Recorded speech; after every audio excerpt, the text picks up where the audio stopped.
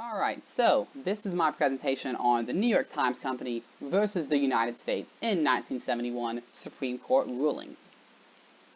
So to start things off, we have some background information on this case, and this all began around the Pentagon Papers.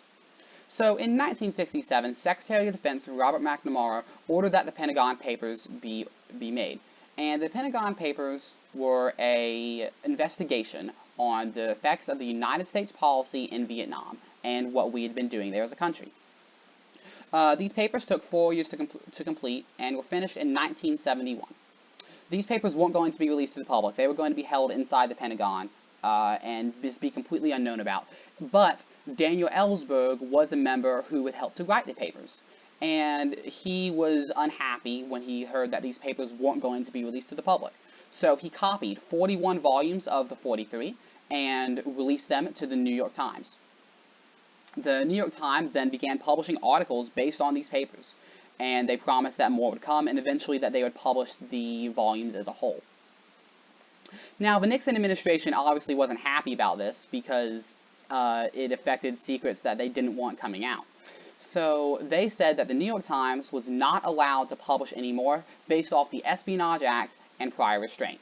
The Espionage Act was made in World War I, and the purpose of it was to prevent freedom of speech in actions that could be irreparable, that could cause irreparable injury to the defense interest of the United States.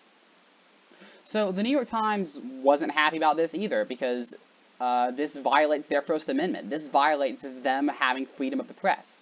And their intent wasn't to injure the defense of the United States. Their only intent was to educate the public on what was happening, which is what media is supposed to do.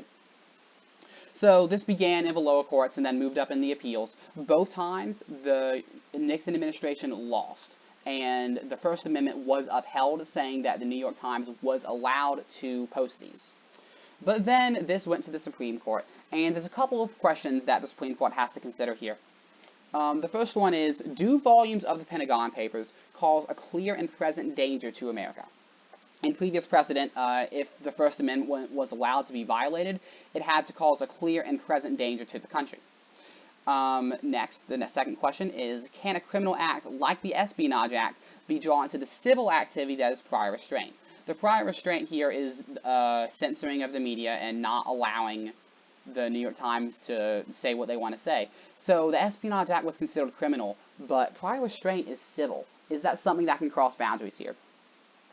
The third question is, can the Espionage Act be used to prevent the publications of these documents as opposed to enforce punishment afterwards?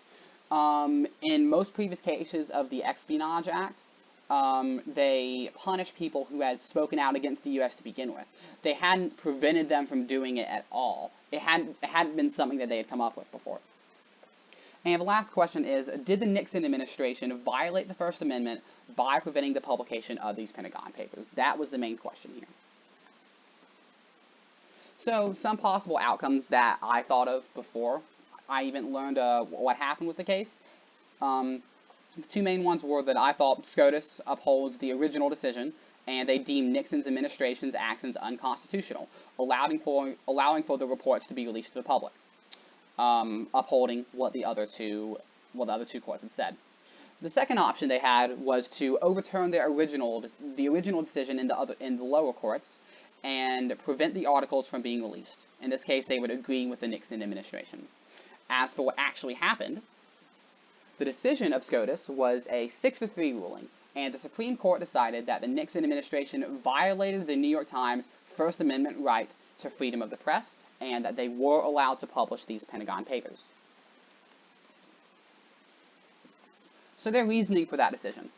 The first question, do volumes of the Pentagon Papers cause a clear and present danger to America? And they decided that the publication of a history of U.S. actions in Vietnam would not endanger current military personnel by revealing their locations or movements. Remember, these Pentagon Papers weren't a list of tactical plans and who everyone was in the military. These Pentagon Papers were largely about the U.S. policy that was happening in Vietnam. So it wouldn't reveal any current locations. As a quote from one of the Supreme Court justices at the time, the word security is a broad, vague generality whose contours should not be invoked to abrogate the fundamental law embodied in the First Amendment. The guarding of military and diplomatic secrets at the expense of informed representative government provides no real security. The second question here, can a criminal act like the Espionage Act be drawn to the civil activity that is prior restraint? And the decision here is that the Espionage Act does not apply and cannot be used to overturn this case. In addition to this, they decided that the phrasing inside the Espionage Act was too broad to prevent specific papers from being released.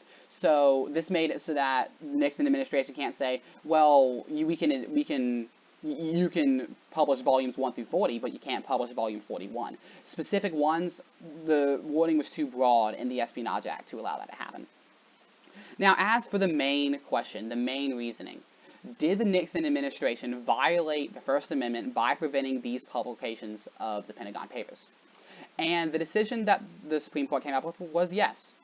Because it was the Nixon administration's responsibility to show that there was a clear and present danger in releasing these papers, and Nixon failed to do so. The First Amendment right to freedom of press was violated because it wasn't clear that there was a present danger. Another quote here. In absence of governmental checks and balances, the only effective restraint upon executive policy and power in these two areas may lie in an enlightened citizenry, in an informed and critical public opinion, which alone can here protect the values of democratic government. So this here is saying that it's important that the public know what's happening. That's the point of a press. If the press can't publish what's happening within the government, then why do they exist? That's the entire point. So as for the impact this ruling had, because this ruling, the Supreme Court of the United States established heavy presumption against prior restraint, and even if a case involved national security. So this in general expanded the protections of the First Amendment and allowed for freedom of the press to, the power of that to expand slightly. Another impact was that the court was much more likely in favor to rule in favor of the First Amendment, and therefore deemed cases of government censorship unconstitutional.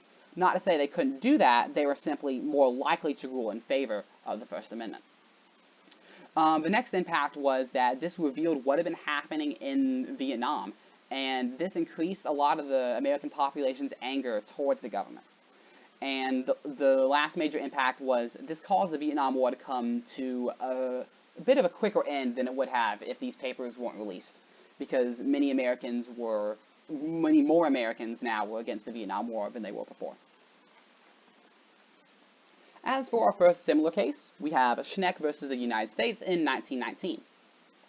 So this case involved the distribution of flyers by Charles Schneck and Elizabeth Baer, and they were encouraging draft-age men not to sign up for the draft during World War I.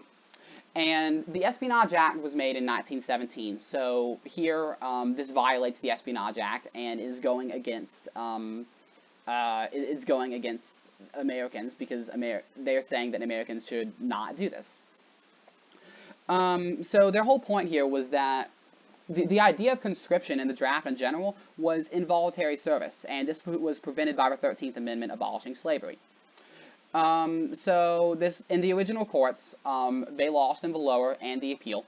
So, but the Supreme Court wanted to look at this anyways, and a unanimous Supreme Court vote found them guilty of infringement of Section 3 of the Espionage Act. So they were not allowed to publish this. Their right to free speech was not violated. They simply weren't allowed to say it, because it caused a clear and present danger to America, which was not having enough soldiers in the war.